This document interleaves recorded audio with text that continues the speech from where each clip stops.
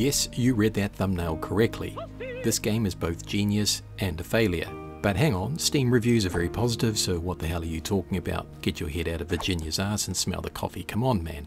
But before you self-righteous sons of the forest experts bend me over the nearest barbed wire fence and take out your whips, keep in mind I play this game with no reference to other YouTubers. Yes, that's right you pussies, I've not watched any guides, I've just played the game as it is, raw.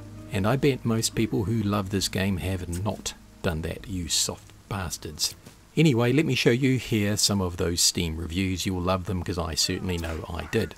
A naked lady belly flopped onto my friend while a man with a Yamaha boat motor beat me to death. 10 out of 10. Calvin burned down my base, then gave me a thumbs up. 10 out of 10. The female character in the game keeps running away from me.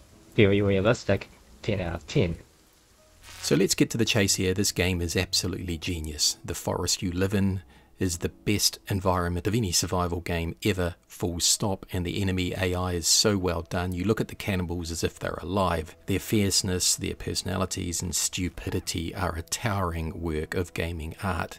I often just stopped and watched as the cannibals did something that caught my attention. Sometimes it even had nothing to do with me. They had internal feuds and dislikes of each other.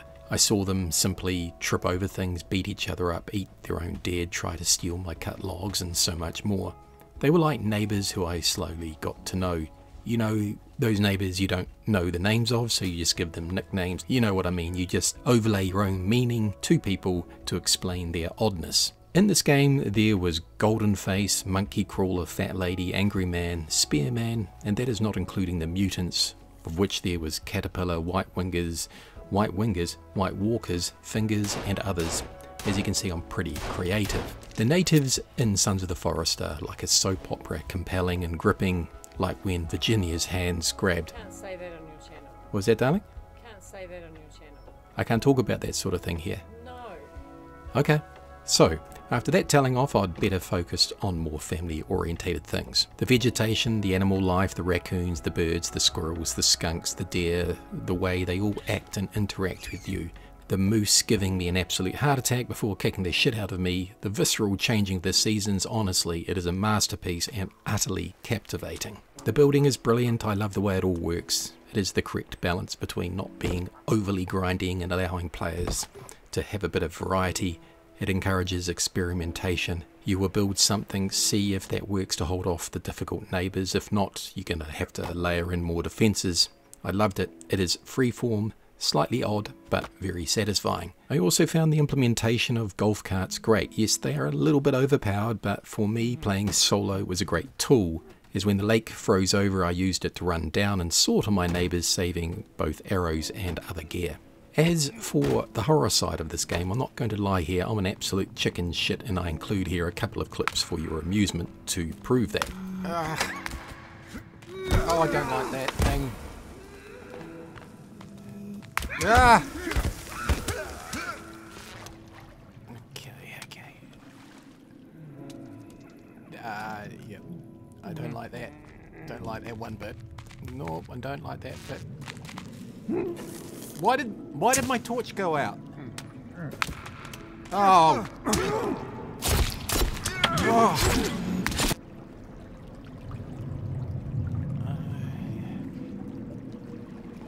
Oh.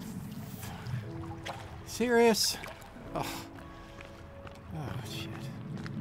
If the success of a horror game is measured by how much it makes me jump out of my chair and spill my coffee, then it definitely deserves an award.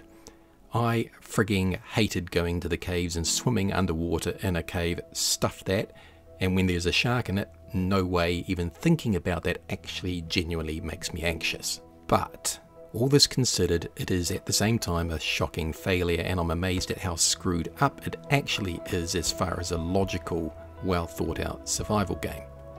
Remember, I look at no YouTube guides, I play the game as it is, no more, no less. So why? Well, keep in mind this game has two parts, above ground and below ground. To progress you need to conquer and explore both. As you explore certain caverns or areas you will find gear like firearms, zip lines, electronics and lots of other items that then allows you to craft better equipment. Also keep in mind the game is measuring your progress on game days. As each day passes, the cannibals and mutants will get tougher and their attacks on your base will intensify. So if you are wanting to build, a priority is defences, and truthfully these are not going to last that long.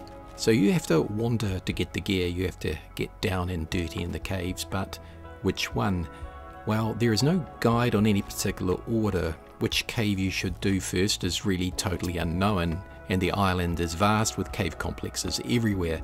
Repeatedly I'd come across a cave and venture down, only have to turn back as the creatures were too tough. There has to be some structure to all this, surely? Nope. And without conquering those caves you have limited gear availability. The progression path in Sons of the Forest is a bit of a shambles, and it has a terrible identity crisis as well. It calls itself a survival game, but is it? Now I played a lot of these, and I mean a lot, and there are some simple dynamics that work. Gathering materials, levels, crafting benches, or gear progression, or some variation of all those things. And in this game I have no way of crafting many things in the game, I just simply have to find them. And when you run out, you need to find more. When I found the items, I could then craft, say, an explosive trap or similar, and as mentioned, many of these items are found in caves, but which caves, where, who the hell knows. I will also say that the way the mutants and cannibals attack your base is quite messed up as well. And as an example, I built out into the water to protect my base, which meant it was vulnerable to attack when the lake iced over. No problem really, just don't stay at your base.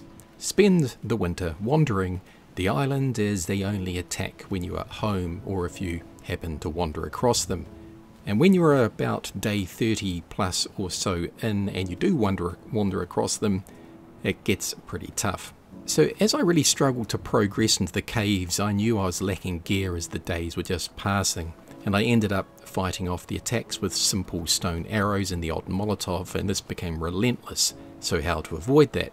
Well, as I said, you just wander and run from the enemies, and as I wandered I found tons of food, so there was no need for that survival part, as it's just scattered all around, and even basic ammo. But the mutants were becoming so tough now, I realised that I had totally screwed up. But was this my fault? No, I'm a survival game player. I wanted to build and design, which I did, and the game strangely screwed me over because of that. I realised that as the days passed, everything just got tougher. The caves became so difficult they were literally impossible for me.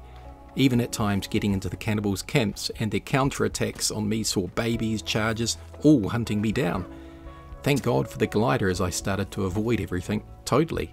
And as I soared over the island, I realised I wasn't enjoying the game as it should be played. It had morphed into some runaway and avoidance game, as I knew when I stayed at base I was constantly fighting or preparing for the next fight, which was fun, but with a lack of gear I was forced on foot to engage, and this always led to my death, even when rampaging in the golf cart.